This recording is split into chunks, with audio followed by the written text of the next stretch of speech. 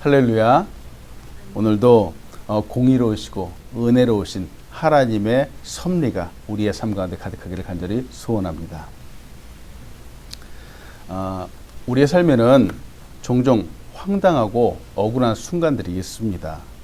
아니, 많다라고 해야 되겠습니다. 어떤 사람이 살인을 저질렀다라고 하는 죄명을 쓰고선 감옥을 갈 수밖에 없었습니다. 그 사람은 무기징역을 선고받았습니다. 그런데 36년이 지난 후에 새로운 증거가 발견되었고 이에 무죄로 판결이 났습니다. 세상에. 판사는 이 사람을 석방하기 위해서 사과문을 발표했습니다. 미안하다는 것입니다. 아무리 열심히 노력을 한다고 해도 또 행정기관에서 빠짐없이 일처리를 한다고 해도 인간의 정의에는 이처럼 허점이 있을 수밖에 없습니다. 사람들은 또 기관들은 그 상황에 대한 정확한 정보들, 디테일한 정보들을 갖고 있지 않습니다. 부족한 상황을 부정직한 사람들이 정말 조작하기도 하고 정말 실수를 많이 하기도 합니다. 억울함을 호소한다라고 하지만 이를 바로잡는 데는 정말 오랜 시간이 걸리기도 합니다. 생각해 보는 것은 사람들이 정의를 지켜나가기 위해서는 힘이 필요하다라고 하는 것이죠. 그렇죠. 우리가 아무리 열심을 내어서 정의를 수행한다고 하더라도 우리의 삶에는 수없이 많은 허점들이 있을 수밖에 없다라고 하는 겁니다. 그 수없이 많은 날들을 준비하고 시행착오를 겪는다고 해도 우리는 늘 부족합니다. 이것이 우리 인간의 한계성이 아닐까요? 우리의 생각, 우리의 삶, 우리의 관계에서 이와 같은 부족함이 없다라고 한다면 우리는 인간이 아니겠죠. 그러나 우리의 하나님은 완전하신 분입니다. 우리의 하나님의 정의는 온전히 서가게 됩니다. 신명기 32장 4절은 이렇게 말합니다. 그는 반석이시니 그가 하신 일이 완전하고 그의 모든 일이 정의롭고 진실하고 거짓이 없으신 하나님이시니 공의로우시고 바르시도다. 아멘. 이 정의의 하나님, 이 공의의 하나님, 완벽하신 하나님이 우리의 모든 것들을 다 보고 계십니다. 우리가 할 수 없는 것들, 하지 못한 것들, 혹은 빠뜨리는 것들. 그러나 이 모든 것들이 하나님의 때가 되면은, 하나님의 그 때가 되면은 하나님께서 다 온전하게 이루어 가실 것입니다. 그리고 하나님의 바른 정의가 서게 될 것입니다. 우리는 정의를 바로 세울 수 없지만 공의의 하나님은 당신의 때에 온전한 공의를 행하실 것입니다. 어제 우리는 욥이 그의 친구들을 원수라고 부르는 것을 보았습니다. 한때는 형제요, 한때는 정말 진실한 친구라고 불리던 사람들이 이제는 원수가 되었습니다. 우리의 관계, 서로의 관계가 생각처럼 영원하면 좋겠지만 우리 인간들의 관계는 사실은 지극히 조건적입니다. 사랑을 주고 기쁨을 주고 서로를 이해하는 관계가 정말 지속되면 좋겠지만 그럴 수 없습니다. 참 안타깝기도 합니다. 이 관계 중에서 그렇잖아요. 잘못을 지적하기도 하고 또는 이득이나 손해를 논하기도 하고 가장 중요한 부분은 바로 저 친구가 나를 이해해 주지 못한다라고 하는 바로 이 관계 때문에 이것 때문에 이 관계를 계속 유지할 수 없기도 하다는 것이죠. 그러나 우리의 영원한 친구가 되어주시는 분이 계십니다. 바로 예수님이시죠. 예수님은 우리를 친구 삼아 주셨습니다. 그리고 거저 주시는 은혜를 우리에게 주셨습니다. 우리를 사랑하시는데 예수님은 그 목숨까지 우리에게 주셨습니다. 우리는 이 사랑을 받고 정말 이 거저 주시는 은혜로 말미암아 오늘도 주님 앞에 서게 됩니다. 이 사랑과 은혜가 우리의 삶 속에 가득하기를 간절히 소원합니다. 아멘. 욥은 이 원수가 된 친구들, 대적자가 된 친구들에게 악인의 운명이 어떠한 것인가 하고 오늘 본문에서 이야기를 하고 있습니다. 선포합니다. 오늘 욥기 27장 13절로 15절은 이렇게 말합니다. 악인이 하나님께 얻을 분깃, 포악자가 전능자에게서 받을 산업은 이것이라. 그의 자손은 번성하여도 칼을 위하며 그의 후손은 음식물로 배부르지 못할 것이며 그 남은 자들은 죽음의 병이 돌 때 묻히리니 그들의 과부들이 울지 못할 것이며 욥은 지금까지 자신이 받는 고난, 이 고통의 원인이 무엇인지 찾지 못했습니다. 왜 그런지 알 수 없었습니다. 그러나 한 가지 분명한 것은 이 고난이 죄 때문이 아닌 것이다 라는 것을 그는 분명히 알고 있었습니다. 그래서 욥은 전능자 여호와 하나님에 의해서 이 모든 상황들이 반드시 회복될 것이고 반드시 구원받을 것이다 라고 하는 이 확신을 갖고 있었습니다.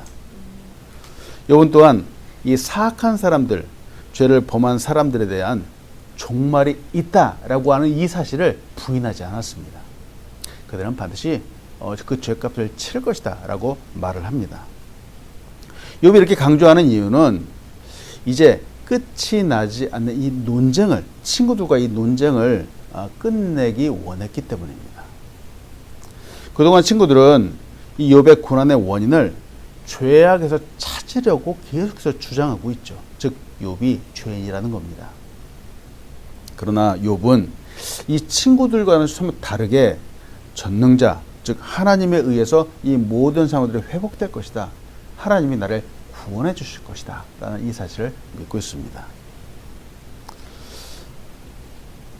여러분, 우리 앞에도 이 고난이 있습니다. 어려움이 있습니다. 아마 누구나 다 이런 상황들을 겪을 것입니다. 그러나 이때 우리는 이 어떠한 관점으로, 어떠한 시각으로 우리 앞에 있는 이 고난을 바라보게 되는지요. 어떤 분은 어려움이 오잖아요. 어려움이 오면 정말 내가 무슨 죄를 지었나? 하늘이 나한테 노했나? 이렇게 생각하고 이렇게 보는 경향들이 있기도 합니다. 물론 이와 반대로 정말 목이 아직도 뻣뻣하고 교만한 마음을 갖는 사람들도 있습니다. 우리가 욥기를 통해서 보았지만 모든 고난이 죄악 때문에 오는 것은 아니죠. 근데 우리 그리스도인들은 이 속에서 정말 내 앞에 오는 이 고난 앞에서, 어려움 앞에서 또 하나님의 섭리가 이 속에 담겨 있다라고 하는 사실을 믿음의 눈으로 바라보면 좋겠습니다. 이를 통해서 어쩌면 하나님은 나의 믿음이 더 성장하는 것을 원하실 수도 있습니다. 어쩌면 이 어려움을 통해서 더욱더 하나님을 의지하는 기회로 삼을 수 있기를 바라실지도 모르겠습니다. 오늘도 승리하는 여러분들 시간을 축복합니다. 이 14절에서 욥은 악한 자들의 자손이 번성한다라고 이렇게 하나님께 불평을 하기도 합니다만, 또한 동시에 악한 자에 대한 공의의 심판이 있다라고 하는 이 사실을 분명히 말하고 있습니다. 그 자손이 음식을 잘 먹을 수 없다라고 하는 것이죠. 또한 칼이나 질병으로 멸망당할 수 있다라고 말합니다. 공의의 하나님은 정말 악인을 이렇게 심판할 수 있습니다. 그러나 우리 그리스도인들은 이와 같은 심판이 그들에게 행해질 때 이를 기뻐하면 안 되겠습니다. 잠언 24장 17절로 18절은 이렇게 말합니다. 내 원수가 넘어질 때에 즐거워하지 말며 그가 엎드러질 때에 마음에 기뻐하지 말라. 여호와께서 이것을 보시고 기뻐하지 아니하사 그의 진노를 그에게서 옮기실까 두려우니라. 이렇게 말씀하신다는 거예요. 물론 악인 혹은 원수 같은 이들이 있습니다. 하나님의 심판으로 그 악에 대한 보응을 받는 것은 당연하겠지만 이때 우리는 즐거워하고 기뻐하지 말아야 되겠습니다. 혹시 원수들이 더욱 괴롭히게 되면은 우리는 그 마음속에 쓴뿌리를 갖게 되죠. 정말 저들을 저주하고 싶은 마음이 들기도 하죠. 그렇다고 정말 복수심에 불타올라서 저들의 멸망을 소원하거나 또 그들의 고난받을 때 혹시 기뻐하고 즐거워하고 하나님이 이 모습을 기뻐하지 않으신다는 거예요. 그러잖아요. 우리는 아유 그거 참 쌤통이다 이렇게 말하는데 그러지 말라는 거예요. 이게 하나님이 원하시는 바가 아니라는 겁니다. 우린 도리어 그들을 불쌍히 여겨 주어야 되겠습니다. 할 수만 있다면은 좀 도와주는 것도 좋을 것 같습니다. 이게 참 어렵죠. 근데 이때 정말 도와줌으로 인해서 그 영혼이 구원받을 수 있을지도 모르겠습니다. 오늘도 선을 행하는 우리가 되길 간절히 소원합니다. 아멘. 오늘 본 말씀 욥기 27장 16절에서 19절은 이렇게 말합니다. 그가 비록 은을 티끌같이 쌓고 의복을 진을같이 준비할지라도 그가 준비한 것을 의인이 입을 것이요 그의 은은 죄 없는 자가 차지할 것이며 그가 지은 집은 좀의 집 같고 파수꾼의 초막 같을 것이며 부자로 누우려니와 다시는 그렇지 못할 것이요 눈을 뜬 적 아무것도 없으리라. 앞에서 친구들이 욥을 보던 그 관점과 지금 욥이 보는 관점 조금 다릅니다. 친구들은 단지 악인의 멸망, 그들의 파멸만을 이야기했습니다. 그리고 그 사람이 바로 욥이다라고 이렇게 강조를 했습니다. 그러나 욥은 지금 악인이 멸망한다라고 하는 그런 것보다는 반대로 의인이 구원을 받는다라고 하는 바로 여기에 초점을 맞추고 있다라고 하는 거죠. 즉 악인이 그동안 쌓아왔던 의복이나 은, 집일지라도 물론 저들이 갖지 못하는 것은 어쩔 수 없지만 그것을 강조하기보다도 이것들이 의인에게로 돌아간다. 지금 포커스가 그 초점이 바로 의인을 향해서 있다라고 하는 거죠. 도리어 의인이 그 옷을 입게 될 것이고 죄 없는 사람이 그 은을 차지할 것이다. 이렇게 말하고 있습니다. 놀랍습니다. 욥은 자신도 모르게 하나님께서 역사하실 때, 하나님께서 임재하실 때 자신의 상황과 친구들의 현 상황이 서로 역전될 것이다. 바로 이 부분을 강조하고 있습니다. 이는 앞에서도 말씀드린 것 같이 바로 시각의 차이입니다. 같은 상황, 같은 문제가 있어도 부정적인 사람은 문제만을 지적합니다. 바로 문제만을 바라보죠. 그래서 이 작은 문제를 더 큰 문제로 마치 하늘이 무너지는 것 같은 문제로 키우는 경향들이 바로 그들에게 있습니다. 그래서 이제 이들의 삶에는 늘 문제만 있는 것 같습니다. 평안이 없죠. 그러나 리더는, 긍정적인 사람은 늘 해결책을 말합니다. 문제, 어려움이 있다는 것을 무시하지 않습니다. 그러나 리더는 그 문제를 가장 바른 방향으로 해결하기 위해서 노력하고 수고하죠. 바로 해결책을 이야기하고 또 해결할 그 문제를 사라지게 하는 사람들이 바로 리더이고 긍정적인 사람들이라는 거죠. 문제를 통해서 지적하는 것은 너무 쉽습니다. 그러나 문제를 해결하는 것은 결코 쉽지 않습니다. 때문에 리더는 아무나 되는 것이 아니다라는 생각을 해보기도 하죠. 여러분, 우리의 삶에 늘 평안이 가득하기를 소원합니다. 이는 문제를 문제로 만들지 않고 해결하는 사람이 누리는 그 마음의 평안일 것입니다. 오늘 본 말씀 욥기 27장 20절로 23절은 이렇게 말합니다. 두려움이 물같이 그에게 닥칠 것이요 폭풍이 밤에 그를 앗아갈 것이며 동풍이 그를 들어 올리리니 그는 사라질 것이며 그의 처소에서 그를 몰아내리라. 하나님은 그를 아끼지 아니하시고 던져 버릴 것이니 그의 손에서 도망치려고 힘쓰리라. 사람들을 그를 바라보며 손뼉치고 그의 처소에서 그를 비웃으리라. 이 20절에서 두려움은 바로 파괴와 공포를 말하죠. 즉 이것은 갑작스런 죽음이 임하는 공포, 바로 이 사실을 표현합니다. 이 갑작스러운 죽음이 오는 두려움이 오게 되는데 말이죠. 그 모습이 마치 폭풍이 밤에 아무도 모르는 사이에 순간적으로 몰아닥치는 것 같은 그것을 말하죠. 밤에 도둑이 예고하고 찾아오지 않죠. 도둑은 몰래 옵니다. 마치 그와 같다라고 말하는 거죠. 아무도 모르게 사악한 사람들의 영혼을 훔쳐가는 것 같이 온다라는 것을 말합니다. 또 21절에서 동풍을 말하죠. 동풍은 얼마 전에도 말씀드린 것 같이 이는 아라비아 사막에서 팔레스타인 지역으로 불어오는 뜨겁고 건조한 바람을 말합니다. 시로코라고도 하는데요. 이 바람이 불면은 농작물이 아주 막대한 피해를 입는다라고 하는 거예요. 사막의 열풍인데 모든 식물이 바싹 마르고 가옥을 부수기도 하고 마을을 황폐하게 만들기도 하는 엄청난 바람입니다. 욥기 1장에서 욥의 자녀들이 잔치를 하는 동안에 그 집의 기둥이 일순간에 무너졌죠. 바로 이 동풍 때문에 그런 겁니다. 22절에서 아끼지 아니하신다 라고 하는 이 표현이 있습니다. 이 말은 불쌍히 여기지 아니하신다, 긍휼히 여기지 아니하신다 라고 하는 말이죠. 하나님의 사랑과 자비를 표현한 단어입니다. 그러나 악인은 그가 누렸던 이 권세와 평안에서 심판의 날에 끌려 내려져서 내팽개쳐진다 라고 하는 의미죠. 말씀 마칩니다. 앞에서 친구들은 욥을 죄인으로 보았습니다. 그리고 단정하고 그에게 죄를 자백하라 라고 끊임없이 강요했습니다. 그런데 지금은 욥이 도리어 친구들을 악인으로 보고 있다라고 하는 거죠. 친구들은 욥을 비난했지만 정작 자신들의 눈 속에 있는 들보는 보지 못했습니다.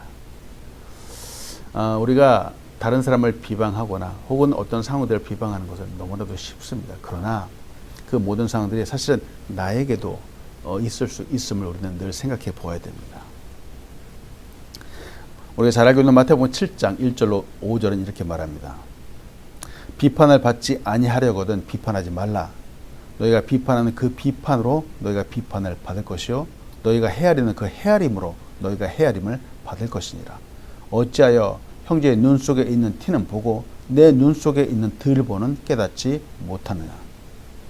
보라, 내 눈 속에 들보가 있는데 어찌하여 형제에게 말하기를 나로 내 눈 속에 있는 티를 빼게 하라 하겠느냐. 외식하는 자여, 먼저 내 눈 속에서 들보를 빼어라. 그 후에야 밝히 보고 형제의 눈 속의 티를 빼리라. 자기가 하는 이 비판으로 자기도 비판을 받을 수 있음을 생각해 보아야 되겠습니다. 욥은 반드시 하나님의 때가 되면은 자기를 비난하던 그 운명이 바뀔 것이다 라고 하는 확신을 갖고 있습니다. 그리고 정말 그 확신대로 그렇게 되었습니다. 욥은 하나님 앞에 맹세하며 자기의 의를 버리지 않았습니다. 오직 진실만을 말할 것이다 라고 했습니다. 주님의 때에 다시 오는 것이 주님의 때에 다시 모든 것이 온전히 회복될 것이다 라고 믿고 있었습니다. 정말 대단한 믿음입니다. 오늘도 이 말씀을 따라 정직한 삶을 살아가는 우리가 되기를 간절히 소원합니다.